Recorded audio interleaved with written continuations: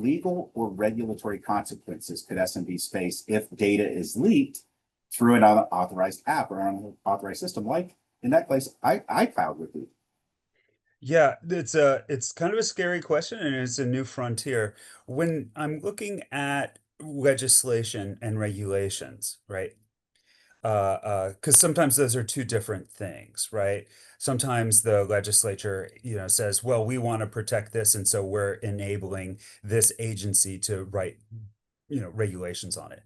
I generally look at California because they are typically the state that other states follow. And so there is, this is a new area, and so those regs are being hammered out. But there's already legislation pending in the state of California to update CCPA, the California Consumer Privacy Act. Many of you have probably seen that because it's something that we all have to obey, even if we're not in California, because we probably have customers in California. But some of the pending legislation includes including mandatory notices about automated decision-making technologies that are made with using AI.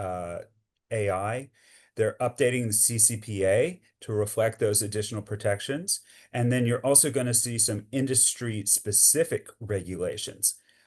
Those involve healthcare workers who use AI tools. And even chatbots are going to be affected, where, what happens if you've got a 12-year-old, right, that's now talking to a chatbot. We need to let individuals know that that's happening. So, that's some of the up and coming legislation that we're seeing just right here in California. And we'll see what other states come up with as well. So me, and what I tell people is over the last, say, 4 or 5 years in IT, the cyber insurance renewal policy and questionnaire that people have had to fill out it's gotten more and more and more complex because insurance companies don't get rich by claims, right?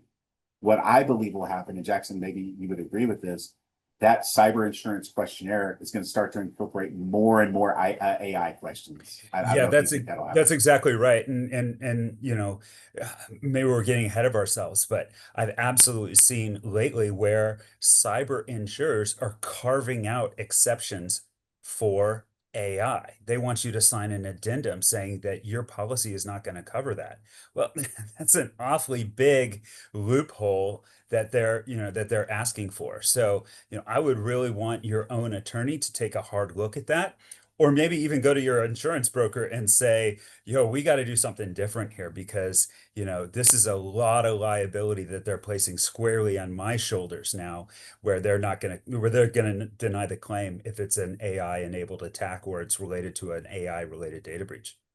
Yeah, that's that you said it really, really well. It's a huge loophole, right? Because everything theoretically, everything, my washer and dryer, I've said that before, has AI in it. So the cyber insurer can potentially look at all these different things and go, well, this AI is outside of your control, so we're not gonna pay. So that's why